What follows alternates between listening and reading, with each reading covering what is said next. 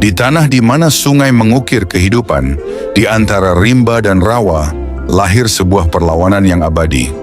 Disinilah di jantung Kalimantan Selatan, rakyat Banjar berdiri tegak melawan penjajahan. Mereka bukan sekadar mempertahankan tanah, tetapi kehormatan, iman, dan jati diri. Dari Martapura hingga Barito, dari Gunung Halau-Halau hingga Muara Laut, suara rakyat menyatu di bawah panji Pangeran Antasari. Tahun 1859 menjadi saksi ketika bara perlawanan menyala, menandai lahirnya perang panjang yang mengguncang seluruh tanah Banjar. Inilah kisah tentang keberanian dan keyakinan, tentang darah dan doa yang berpadu di tepian sungai. Inilah lintasan sejarah perang Banjar. Kisah tentang semangat yang tak pernah padam. Saudara-saudara, di antara aliran sungai Martapura yang tenang dan hutan-hutan lebat yang membentang hingga Barito, tersimpan kisah panjang tentang sebuah bangsa yang menolak tunduk. Di sanalah, di jantung Kalimantan Selatan, sejarah perang Banjar berakar. Sebuah perlawanan yang lahir dari kesadaran moral, keyakinan agama, dan kedaulatan rakyat yang terlukai. Bagi orang Banjar, sungai bukan sekadar jalur air, melainkan urat nadi kehidupan. Rumah-rumah panggung berdiri di tepiannya, rakit-rakit terapung menjadi pasar, dan bahasa sungai menjadi bahasa kehidupan sehari-hari. Dari hulu hingga muara, sungai menyatukan kampung, mengalirkan perdagangan, menyebarkan dakwah Islam, dan membawa kabar dari dunia luar. Di sanalah pula kekuasaan dibangun, dan dari sanalah pula perlawanan dimulai. Sejak awal abad ke-16, masyarakat Banjar telah mengenal kehidupan politik yang teratur. Mereka membangun sistem pemerintahan sendiri, mengatur tata niaga, dan menjaga keseimbangan antara adat dan agama. Ketika Islam mulai berkembang, nilai-nilai keadilan dan tauhid menjadi dasar bagi tatanan sosial. Para ulama memegang peran penting, bukan hanya dalam urusan keagamaan, tetapi juga sebagai penuntun moral politik. Namun sebagaimana banyak kerajaan lain di Nusantara, Banjar tidak hidup dalam ruang hampa sejarah. Ketika kapal-kapal asing datang mencari rempah dan emas, hubungan antara dunia lokal dan kekuatan kolonial pun terjalin. Awalnya berupa pertukaran dagang, kemudian berubah menjadi dominasi ekonomi, dan akhirnya menjadi penjajahan politik. Kalimantan Selatan dengan kekayaan sumber daya alamnya, terutama batu bara, rotan, dan damar, menjadi incaran kekuatan Eropa sejak abad ke-18. Kehadiran Belanda di wilayah ini perlahan mengubah lanskap sosial dan politik masyarakat Banjar. Kesultanan yang dahulu berdiri dengan martabat dan kemandirian mulai terikat oleh perjanjian-perjanjian yang dibuat dalam tekanan. Namun di balik ketertindasan itu ada daya hidup yang tak pernah padam. Rakyat Banjar menyimpan semangat yang kuat, semangat mempertahankan marwah, menegakkan keadilan, dan menjaga agama dari campur tangan asing. Semangat itu tidak tumbuh dari istana semata, melainkan juga dari surau, ladang, dan rumah-rumah rakit di tepi sungai. Sebelum perang Banjar benar-benar meletus, riak-riak perlawanan sebenarnya telah lama berdenyut. Perjanjian politik antara Kesultanan dan Belanda sejak awal abad ke-19 menjadi sumber luka yang dalam. Setiap kali raja baru naik tahta, campur tangan kolonial semakin kuat. Perlahan tapi pasti, kedaulatan Banjar terkikis. Rakyat melihat bagaimana para bangsawan terpecah antara kepentingan istana dan tekanan Belanda. Sebagian memilih tunduk demi kenyamanan, sebagian lain memilih melawan demi kehormatan. Di tengah situasi itu, ulama dan tokoh agama mengambil peran penting, mengingatkan bahwa keadilan dan kebebasan tidak dapat diperdagangkan dengan kekuasaan. Kisah perang Banjar bukan hanya tentang pedang dan peluru, tetapi tentang harga diri dan iman. Ia adalah pergulatan antara keyakinan dan kekuasaan, antara tradisi dan kolonialisme, antara manusia yang ingin bebas dan sistem yang ingin menundukkan. Dalam narasi besar sejarah Indonesia, Perang Banjar menjadi satu di antara deretan perlawanan daerah yang menandai kesadaran nasional sebelum bangsa ini mengenal istilah kemerdekaan. Perang ini bukan sekadar reaksi spontan terhadap penindasan, melainkan wujud dari sistem nilai yang berakar dalam, bahwa hidup tanpa kemerdekaan adalah kehinaan, dan mati dalam perjuangan adalah kemuliaan. Dari tepi Sungai Martapura, sejarah ini mengalir perlahan. Ia melewati masa-masa kejayaan dan kehancuran, menembus kabut waktu, dan meninggalkan jejak yang tak mudah terhapus. Nama-nama seperti Sultan Adam, Pangeran Hidayatullah, Pangeran Antasari, dan Kiai Demang Lehman tidak sekadar menjadi tokoh dalam catatan kolonial, tetapi simbol bagi keberanian rakyat Banjar untuk berdiri tegak di hadapan penindasan.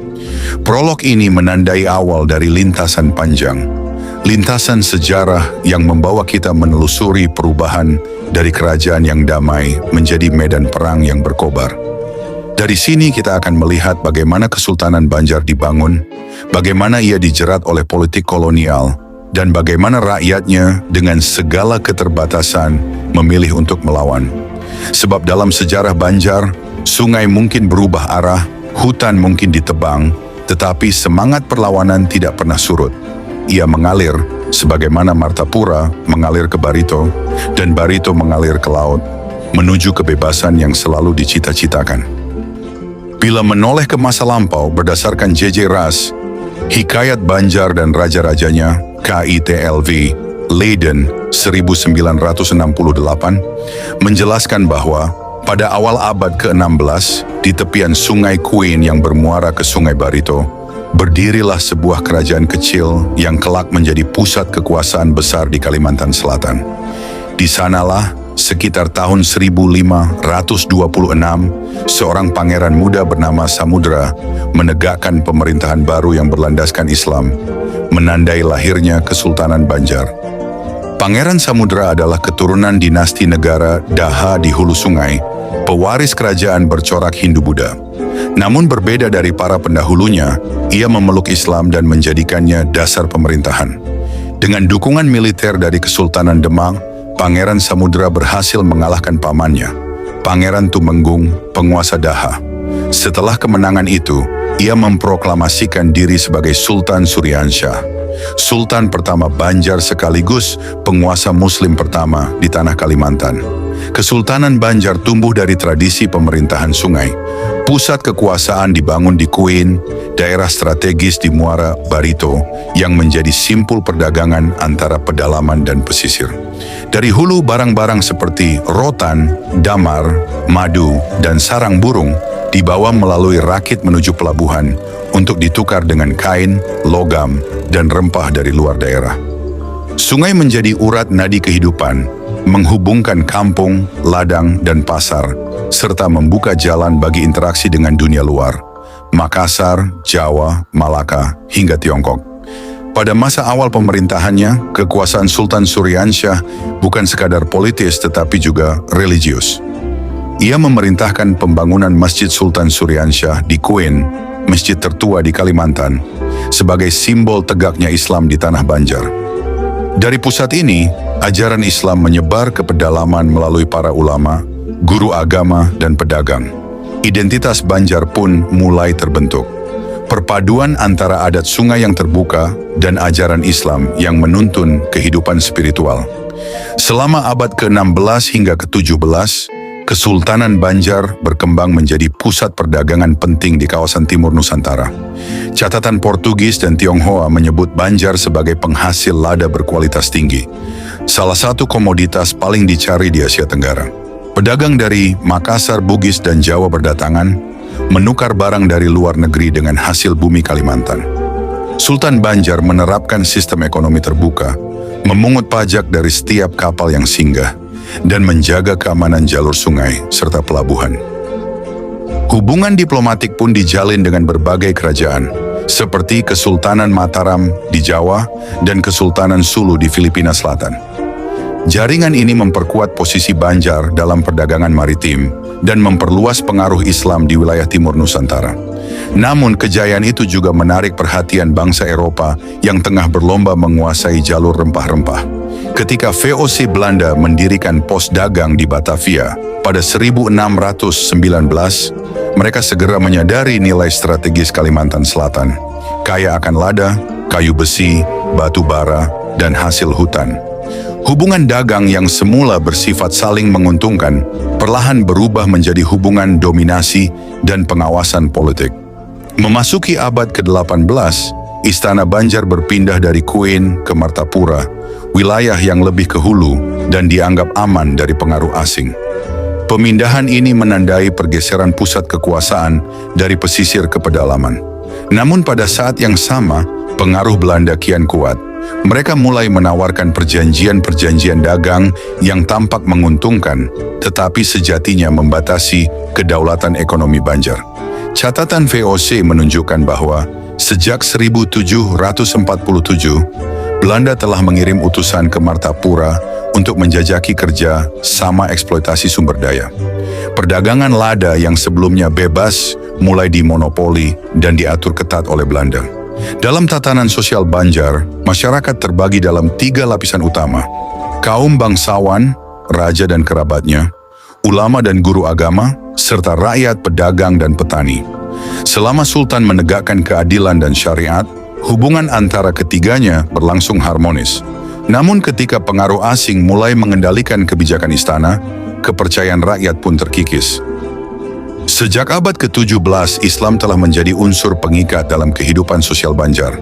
Setiap kampung memiliki langgar dan guru agama, tempat masyarakat belajar mengaji dan bermusyawarah. Islam bukan hanya agama, tetapi juga sumber etika sosial dan politik. Sultan dipandang sebagai Zilullah fil Ardo, bayangan Tuhan di muka bumi yang wajib menegakkan keadilan. Karena itu, ketika Sultan bertindak zalim atau tunduk pada kekuatan asing, rakyat merasa berhak menolak kepatuhan. Para ulama memegang peranan sentral sebagai penasehat istana dan penjaga moral masyarakat.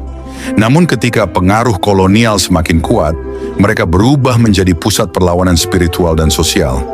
Dari tradisi inilah kemudian lahir tokoh besar seperti Syekh Muhammad Arsyad Al-Banjari, ulama abad ke-18 yang menulis Sabilal Muhtadin, kitab fikih berpengaruh yang menjadi pedoman utama masyarakat Banjar hingga kini.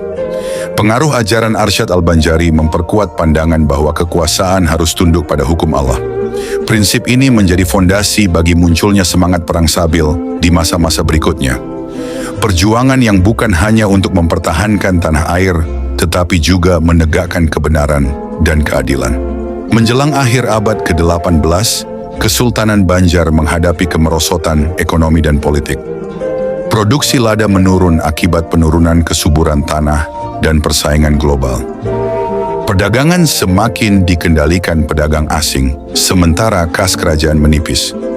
Belanda memanfaatkan situasi ini dengan menawarkan bantuan ekonomi yang disertai syarat politik yang mengekang kedaulatan. Tahun demi tahun, perjanjian baru disusun, memberi mereka hak memungut pajak, mengelola pelabuhan, dan menempatkan residen di dekat istana. Di dalam istana, konflik internal di antara keluarga bangsawan semakin tajam.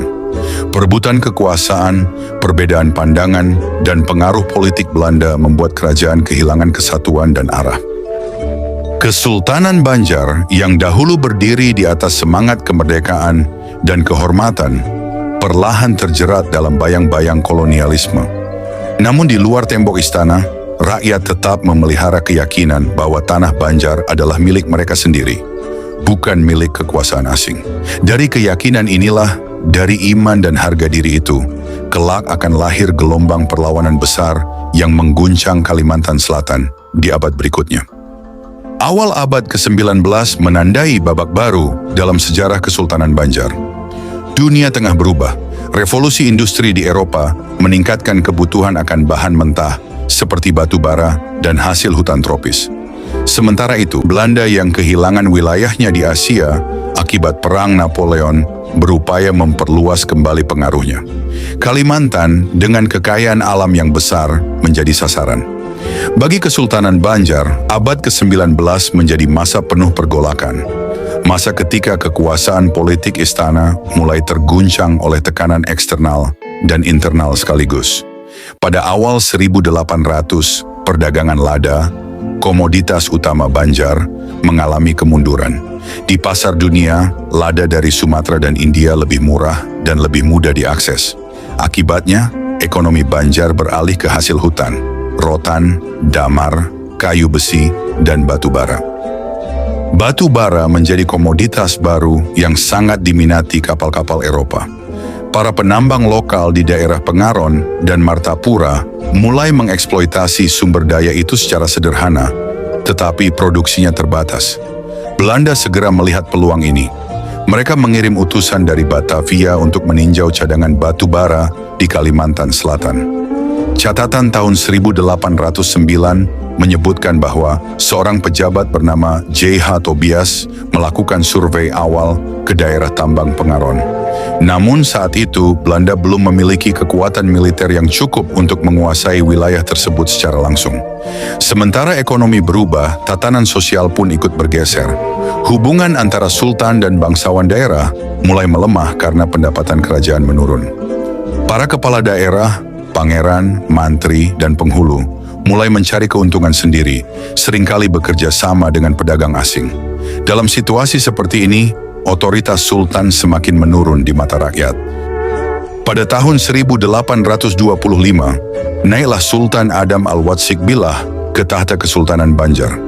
Ia dikenal sebagai pemimpin saleh, cerdas, dan berhati lembut. Dalam masa pemerintahannya yang panjang, Sultan Adam berusaha keras menjaga kemandirian Banjar di tengah tekanan kolonial. Namun masa awal kekuasaannya sudah diwarnai oleh persoalan berat, intervensi politik Belanda yang makin dalam.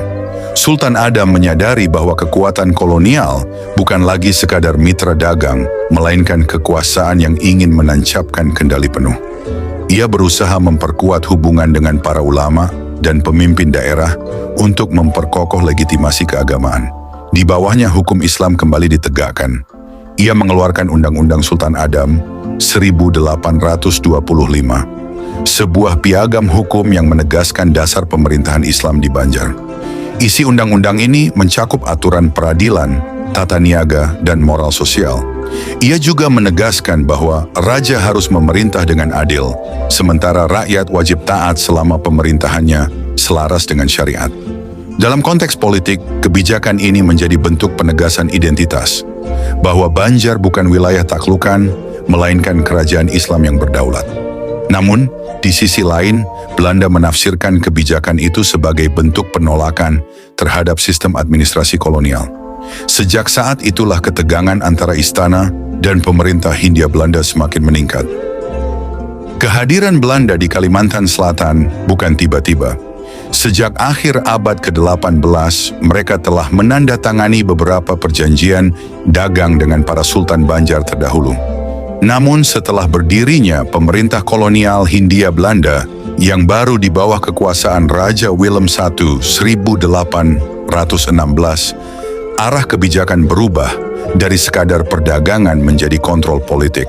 Sebagaimana dijelaskan sebelum Sultan Adam berkuasa pada tahun 1817, Gubernur Jenderal Van der Capellen menugaskan ekspedisi militer untuk menegakkan kembali pengaruh Belanda di berbagai wilayah Kalimantan.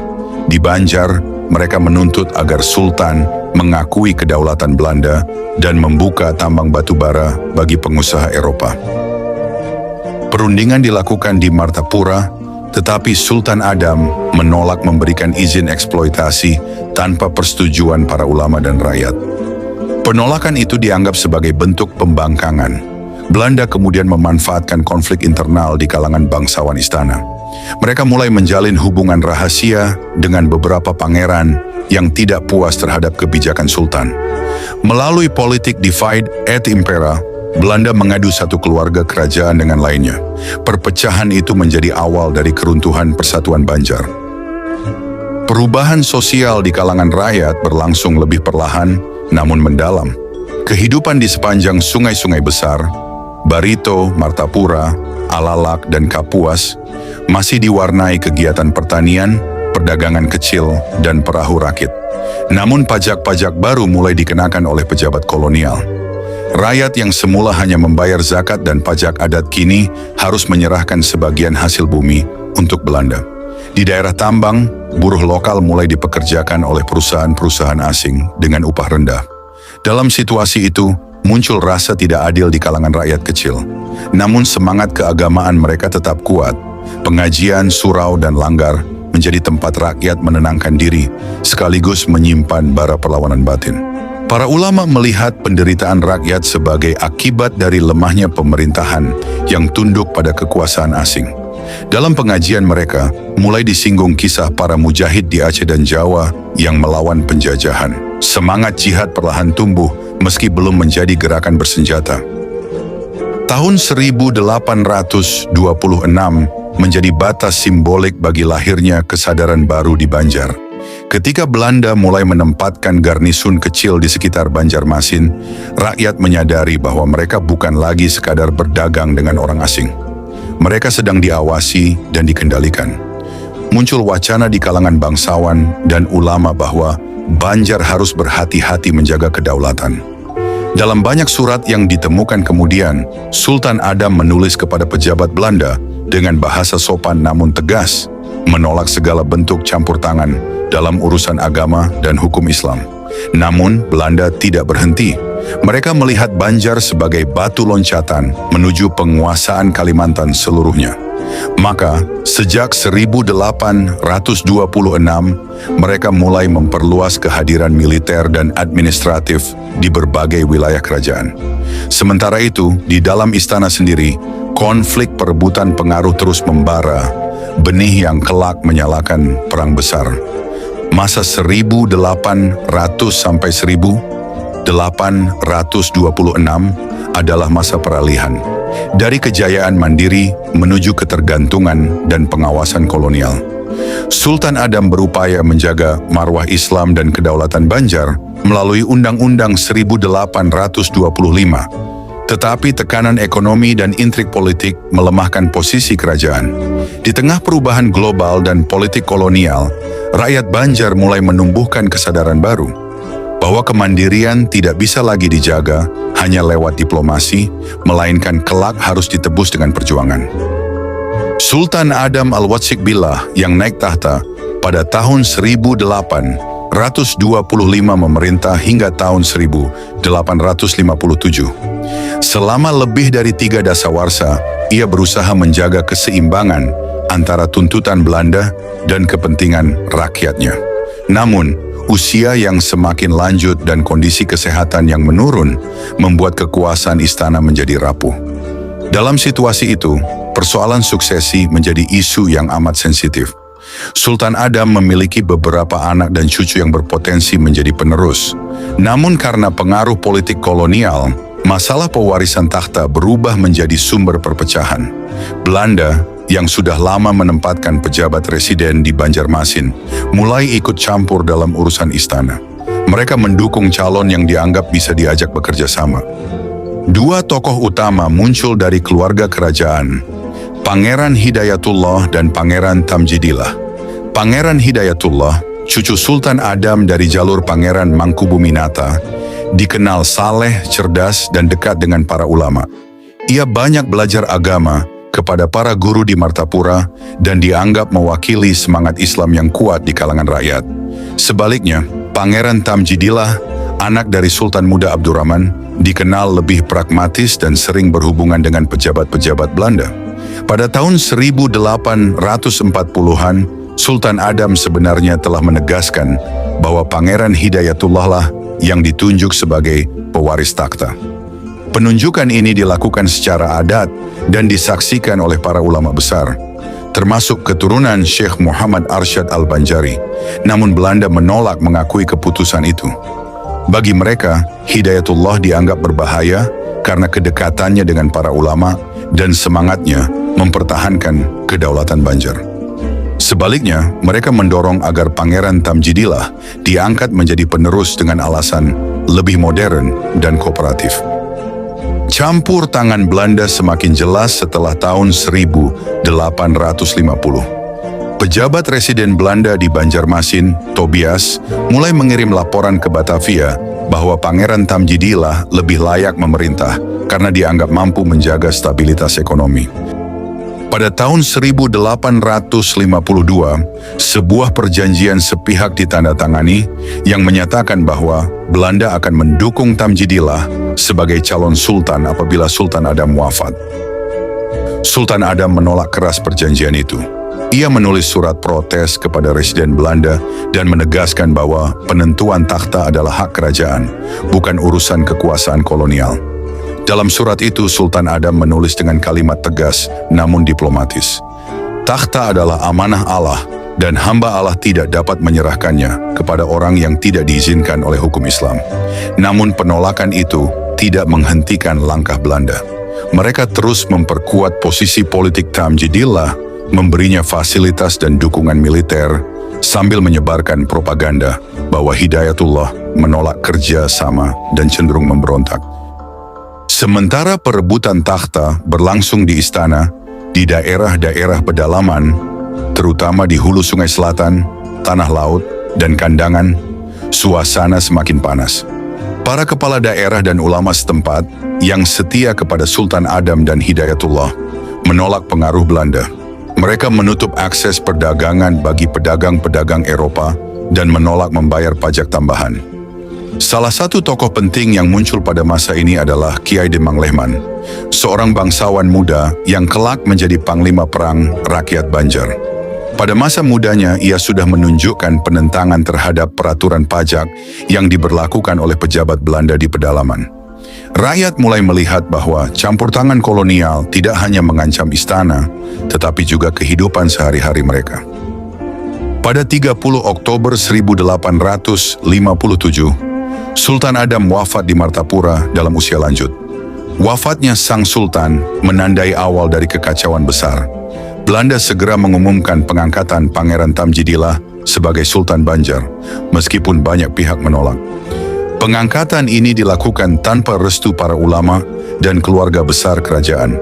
Sebaliknya, rakyat dan sebagian besar bangsawan menyatakan kesetiaan mereka kepada Pangeran Hidayatullah, yang dianggap sebagai pewaris sah. Krisis suksesi ini membelah kerajaan menjadi dua kekuatan. Di Martapura dan pedalaman hulu sungai, rakyat bersatu di bawah bendera Hidayatullah. Sementara di Banjarmasin dan wilayah pesisir, Belanda mendukung pemerintahan Tamjidillah dengan kekuatan militer. Kedua belah pihak saling menuduh satu sama lain sebagai pengkhianat. Ketegangan berubah menjadi konflik terbuka. Tahun 1858 menjadi titik awal perlawanan bersenjata. Di berbagai daerah, rakyat mulai menyerang pos-pos Belanda dan pejabat kerajaan yang berpihak pada Tamjidillah. Gerakan ini mula-mula bersifat spontan, namun lambat laun terorganisir. Ulama-ulama di Martapura dan hulu sungai mengeluarkan seruan jihad. Mereka menyebut perlawanan ini sebagai perang sabil, perang suci untuk menegakkan kebenaran dan menolak penindasan. Pangeran Hidayatullah, yang sebelumnya dikenal lembut dan religius, kini tampil sebagai simbol perlawanan. Ia tidak segera memproklamasikan perang, tetapi mengirim surat ke Batavia untuk meminta keadilan dan menolak pengangkatan Tamjidillah. Namun surat itu tidak pernah dijawab. Belanda justru menuduhnya sebagai penghasut rakyat. Ketika pasukan Belanda mulai melakukan penangkapan terhadap tokoh-tokoh pro-Hidayatullah, perlawanan rakyat pun meledak. Daerah-daerah seperti Riam Kanan, Barabai dan Martapura menjadi pusat pertempuran. Para pejuang bersenjatakan senapan tua, tombak dan parang melawan pasukan bersenjata lengkap. Pada tahun 1859, situasi telah berubah menjadi perang terbuka. Belanda memerintahkan penyerangan besar-besaran ke wilayah pedalaman untuk menumpas pemberontakan. Namun, medan Kalimantan yang luas dan berpaya-paya membuat pasukan kolonial kesulitan. Perlawanan rakyat tidak hanya dipimpin oleh bangsawan seperti Hidayatullah, tetapi juga oleh tokoh rakyat, Demang Lehman, Antasari, Jalil, dan Panglima Wangkang. Mereka bertempur dengan taktik gerilya, menyerang pos Belanda di sepanjang sungai dan hutan. Dalam banyak laporan kolonial, disebutkan bahwa perang ini bukan sekadar politik suksesi, tetapi perang agama. Para pejuang mengibarkan panji, bertuliskan kalimat syahadat, dan meneriakkan takbir setiap kali menyerang. Belanda menyadari bahwa yang mereka hadapi bukan sekadar pemberontakan kerajaan, tetapi pemberontakan rakyat yang digerakkan oleh iman dan harga diri. Dengan demikian, krisis suksesi yang bermula dari perebutan tahta antara Tamjidillah dan Hidayatullah berubah menjadi perang besar karena intervensi kolonial yang terlalu dalam. Sultan Adam telah berusaha menjaga keseimbangan hingga akhir hayatnya, Namun wafatnya sang sultan membuka pintu bagi kekacauan yang tak lagi bisa dikendalikan. Tahun 1859 menjadi awal kobaran Perang Banjar. Perang yang tidak hanya mempertahankan takhta, tetapi juga kehormatan, tanah air, dan iman. Api perlawanan ini akan terus menyala selama 6 tahun berikutnya, menorehkan sejarah panjang tentang keberanian rakyat Banjar melawan penjajahan. Saudara-saudara, Perang Banjar yang meletus pada Mei 1859 bukan sekadar konflik dinasti atau pemberontakan terhadap kekuasaan kolonial. Ia adalah letupan besar dari akumulasi penderitaan, penghinaan, dan perampasan martabat yang dialami rakyat Banjar selama puluhan tahun. Kekuasaan kolonial yang semula datang dengan dalih perdagangan telah berubah menjadi bentuk penindasan, dan rakyat tidak lagi melihat jalan lain kecuali melawan. Di tengah arus sejarah yang bergolak, lahirlah tokoh-tokoh yang menjelma menjadi simbol perlawanan. Di antara mereka, nama Pangeran Antasari menonjol sebagai pemimpin yang menyatukan kehendak rakyat untuk mempertahankan marwah Banjar dan Islam. Tanggal 1 Mei 1859, sebuah peristiwa besar terjadi di Kalimantan Selatan. Rakyat Banjar yang dipimpin oleh para panglima daerah seperti Demang Lehman, Antasari, dan Pangeran Aminullah menyerbu tambang batubara Oranje Nassau di Pengaron. Tambang itu milik perusahaan Belanda dan menjadi simbol penindasan ekonomi. Ratusan pekerja Eropa tewas atau melarikan diri.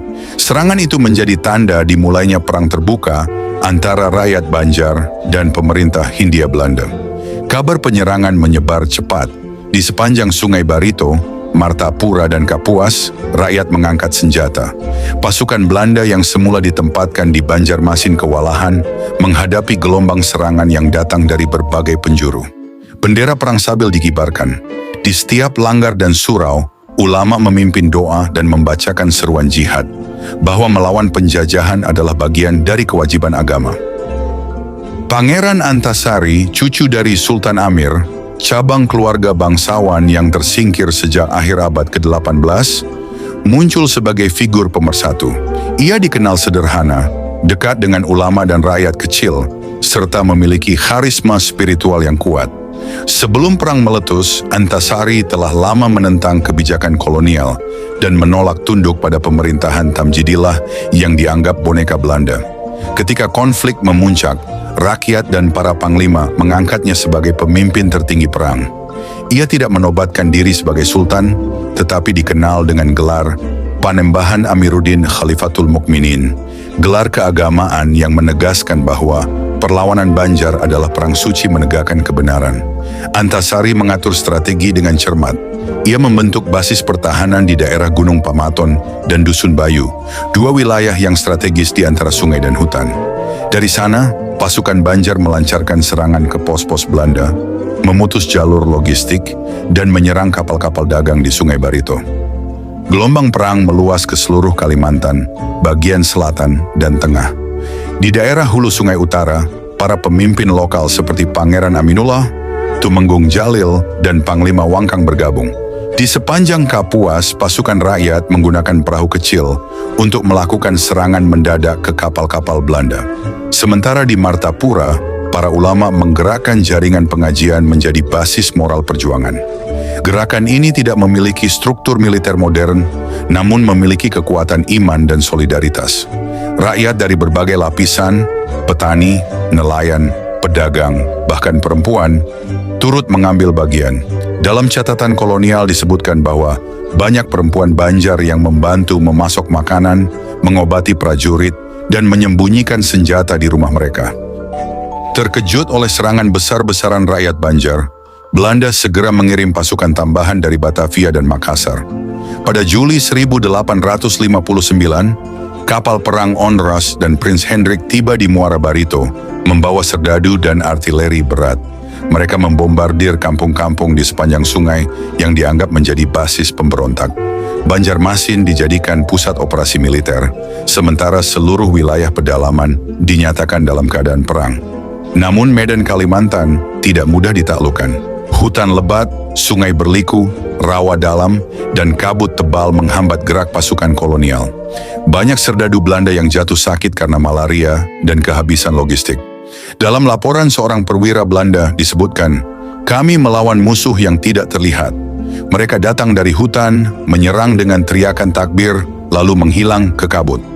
Belanda membalas dengan kebijakan represif, membakar kampung, menangkap ulama, dan memenggal kepala para pejuang yang tertangkap. Kekejaman ini justru menambah semangat rakyat untuk terus melawan. Di tengah perang, Belanda mulai menyadari bahwa keberadaan Sultan Tamjidillah justru memperburuk situasi. Rakyat menolak mengakuinya sebagai Sultan sah.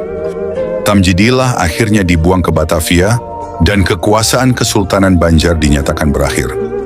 Belanda kemudian mengundang Pangeran Hidayatullah ke Banjarmasin dengan janji akan menengahi perdamaian.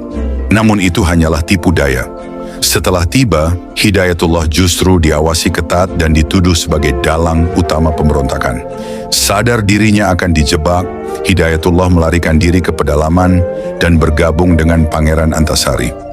Dua tokoh ini kemudian bersatu dalam semangat yang sama, menolak segala bentuk kekuasaan kolonial dan berjuang demi kemerdekaan Banjar. Persatuan keduanya menjadikan perang semakin terarah dan mendapat dukungan moral dari seluruh rakyat. Antasari dan para panglima menggunakan taktik gerilya yang memanfaatkan keunggulan geografis. Sungai menjadi jalur utama pergerakan, sementara hutan menjadi benteng alami. Pasukan kecil yang lincah mampu menyerang tiba-tiba, lalu menghilang ke dalam rimba. Mereka menyerang pos-pos kecil, merampas senjata, dan memutus jalur suplai. Di Hulu Barito, pasukan Antasari membangun benteng pertahanan di daerah Tundakan dan Muara Tewe. Di wilayah Kandangan dan Amuntai, kelompok Demang Lehman menyerang konvoi Belanda dari balik rawa. Dalam setiap pertempuran, rakyat berteriak, "Hidup Banjar! Allahu Akbar!" menggema di antara kabut pagi. Meski persenjataan sederhana, semangat juang rakyat membuat Belanda kewalahan. Mereka harus mengerahkan ribuan serdadu hanya untuk mempertahankan satu pos di sepanjang sungai. Namun perang panjang membawa kesulitan besar. Logistik semakin menipis dan banyak pejuang gugur karena penyakit dan kelelahan. Belanda memanfaatkan situasi ini dengan taktik divide et impera. Mereka menjanjikan pengampunan bagi kepala daerah yang bersedia menyerah. Sebagian kecil bangsawan tergoda, tetapi sebagian besar tetap setia kepada Antasari. Pada akhir tahun 1861, pasukan Belanda berhasil merebut beberapa wilayah penting di sekitar Martapura dan Barito. Mereka membakar kampung-kampung dan menangkap tokoh-tokoh penting. Meskipun demikian, Antasari tetap bertahan di pedalaman, memimpin sisa pasukannya dengan tekad yang tak tergoyahkan. Pada 11 Oktober 1862, setelah lebih dari 3 tahun memimpin perang, Pangeran Antasari wafat di daerah Bayan Begok karena terserang penyakit cacar. Kabar kematiannya menyebar cepat dan mengguncang seluruh Kalimantan Selatan. Rakyat kehilangan sosok pemimpin yang mereka cintai dan hormati. Namun semangatnya tidak padam. Sebelum wafat, Antasari berpesan kepada para pengikutnya, "Jangan kalian menyerah. Selama masih ada darah Banjar yang mengalir, selama takbir masih bergema di langit, perang Sabil ini belum berakhir." Setelah wafatnya Antasari, tongkat perjuangan diteruskan oleh Demang Lehman, Pangeran Hidayatullah, dan para panglima lain di berbagai daerah. Perang belum selesai meskipun kekuatannya mulai melemah. Saudara-saudara, Perang Banjar 1859 sampai 1862 adalah babak paling heroik dalam sejarah Kalimantan Selatan. Ia menunjukkan bahwa perlawanan terhadap penjajahan tidak hanya lahir dari ambisi politik, tetapi dari kesadaran spiritual dan cinta tanah air yang mendalam. Dalam perang ini, rakyat Banjar membuktikan bahwa keberanian tidak selalu diukur dari senjata, melainkan dari keyakinan dan keteguhan iman. Meskipun Belanda akhirnya berhasil menguasai wilayah Banjar secara militer, mereka gagal menaklukkan hati rakyat. Perang Banjar telah menorehkan jejak merah dalam sejarah bangsa, jejak darah dan doa yang menjadi simbol keberanian dan kehormatan. Wafatnya Pangeran Antasari pada Oktober 1862 menandai berakhirnya satu fase besar dalam sejarah perlawanan rakyat Banjar, namun bukan akhir dari semangatnya. Api perjuangan itu masih membara di dada para penerusnya, Demang Lehman, Pangeran Hidayatullah, dan banyak pemimpin lokal lain yang tersebar di pedalaman. Perang Banjar bertransformasi dari perang terbuka menjadi perang gerilya berkepanjangan yang baru benar-benar mereda 4 dekade kemudian. Sepeninggal Pangeran Antasari, kepemimpinan perlawanan jatuh ke tangan Demang Lehman, seorang tokoh karismatik dari daerah Alabio Amuntai. Ia dikenal sebagai panglima yang tegas, cerdas dalam strategi, dan memiliki hubungan kuat dengan rakyat. Di bawah pimpinannya, pasukan Banjar melakukan serangkaian serangan mendadak terhadap pos-pos Belanda di sepanjang Sungai Barito dan Martapura. Pada tahun 1863, Demang Lehman berhasil memukul mundur pasukan kolonial di daerah Banyuhirang dan Tabalong. Belanda membalas dengan operasi besar-besaran yang melibatkan ratusan serdadu dan meriam sungai. Namun Medan Kalimantan tetap menjadi sekutu bagi para pejuang. Sungai, rawa, dan hutan yang saling terhubung menjadi labirin alami yang mempersulit pergerakan pasukan kolonial. Belanda menyadari bahwa kekuatan militer semata tidak cukup, maka mereka mulai menggunakan cara licik, menyusupkan mata-mata dan memanfaatkan tokoh-tokoh lokal yang bersedia bekerja sama. Dalam laporan Residen Banjarmasin tahun 1864 disebutkan, Demang Lehman adalah musuh paling berbahaya. Ia bergerak cepat, tidak dapat diprediksi, dan memiliki simpati rakyat yang luas. Namun pada 1865, Demang Lehman akhirnya tertangkap melalui tipu muslihat. Ia diserahkan kepada Belanda oleh seorang kepala kampung yang diancam keluarganya. Setelah diadili secara singkat di Martapura, Demang Lehman dihukum gantung. Kematian itu mengguncang rakyat Banjar, tetapi semangat perlawanan tidak padam. Justru nama Demang Lehman menjadi legenda, dikenang sebagai panglima yang tidak pernah tunduk kepada penjajah. Sementara itu, Pangeran Hidayatullah yang semula sempat tampil bersama Antasari, melanjutkan perlawanan di daerah Hulu Sungai dan Barito Hulu. Namun Belanda terus mempersempit ruang geraknya. Jalur logistik diputus, kampung-kampung yang mendukungnya dibumi hanguskan. Akhirnya, Belanda mengeluarkan plakat pengepungan. Siapapun yang memberi makan atau tempat berlindung kepada Hidayatullah dianggap pengkhianat dan akan dihukum berat. Meski begitu, rakyat tetap melindunginya karena mereka melihatnya bukan sekadar pangeran, melainkan pemimpin spiritual. Akhirnya pada 1866, setelah dikepung berbulan-bulan, Pangeran Hidayatullah menyerah dengan syarat rakyatnya tidak disakiti. Ia dibuang ke Cianjur, Jawa Barat, di mana ia hidup hingga wafat dalam pengasingan. Dalam catatan kolonial, peristiwa ini menandai berakhirnya kekuatan politik Kesultanan Banjar. Namun bagi rakyat, Hidayatullah tetap dikenang sebagai sultan sejati, bukan karena tahta, tetapi karena pengorbanannya. Setelah para pemimpin utama ditangkap atau gugur, perlawanan tidak serta-merta berhenti. Di pedalaman Kapuas, Barito, dan Kahayan, muncul kelompok-kelompok kecil yang terus melakukan perlawanan. Mereka menyerang konvoi Belanda, merampas perbekalan, dan menghancurkan jembatan sungai. Bentuk perang berubah menjadi perlawanan rakyat tanpa pusat komando. Tokoh seperti Tumenggung Jalil, Panglima Batur, dan Tumenggung Surapati memimpin kelompok-kelompok lokal yang bertahan hingga dekade 1870-an. Belanda yang kelelahan dengan perang berkepanjangan mulai mengubah pendekatan. Mereka membangun jaringan pemerintahan sipil dan pos misi agama untuk menarik hati rakyat. Namun trauma perang meninggalkan luka mendalam. Banyak kampung hancur, lahan terbengkalai, dan populasi berkurang drastis akibat wabah dan kelaparan. Kendati demikian, semangat warisan Antasari terus hidup dalam cerita rakyat, doa, dan pantun Banjar yang diwariskan dari satu generasi ke generasi berikutnya. Setelah perang mereda, pemerintah Hindia Belanda mulai menata ulang struktur kekuasaan di Kalimantan Selatan. Wilayah bekas Kesultanan Banjar diubah menjadi Afdeling Banjarmasin, di bawah kendali langsung residen dan asisten residen Belanda. Para kepala kampung, kepala distrik, diangkat dengan sistem gaji tetap, menggantikan sistem tradisional kesultanan. Belanda juga memperkenalkan ekonomi tanam paksa terbatas, memaksa rakyat menanam kopi, lada, dan hasil hutan untuk diekspor. Di sisi lain, dibuka pula jalur perdagangan baru melalui Sungai Martapura dan Barito untuk menghubungkan Banjarmasin dengan pelabuhan-pelabuhan di luar pulau. Namun kebijakan itu menimbulkan ketimpangan baru. Sebagian kecil kelompok kaya, terutama pedagang Tionghoa dan elit lokal pro-Belanda, mendapat keuntungan, sementara rakyat kecil tetap hidup dalam kemiskinan. Dalam laporan kolonial tahun 1884, disebutkan bahwa sebagian besar wilayah pedalaman masih belum sepenuhnya tunduk pada pemerintahan modern.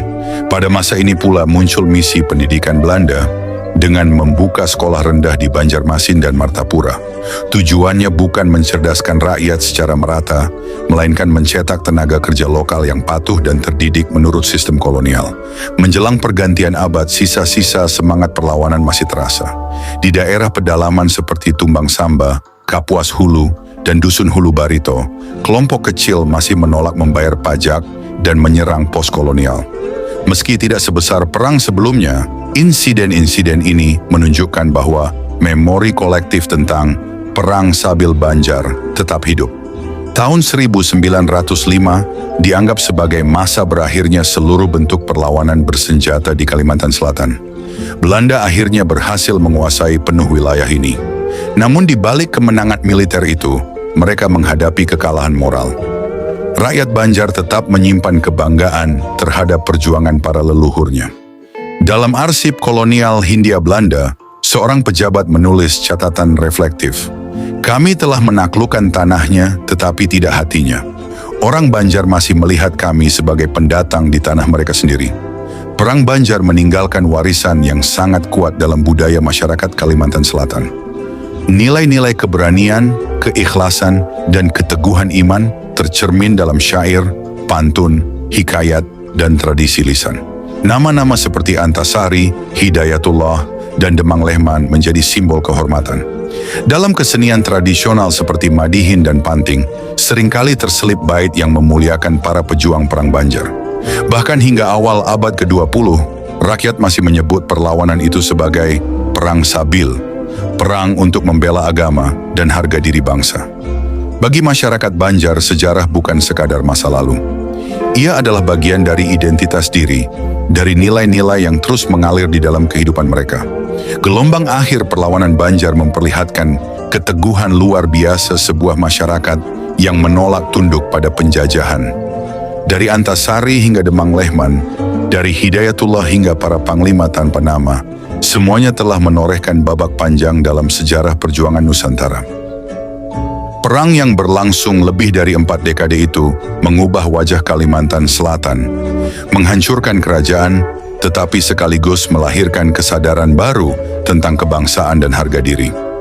Dalam arus sejarah Indonesia, Perang Banjar berdiri sejajar dengan perlawanan besar di Jawa, Aceh, dan Bali, menjadi bukti bahwa semangat kemerdekaan tumbuh dari berbagai penjuru tanah air, jauh sebelum proklamasi dikumandangkan.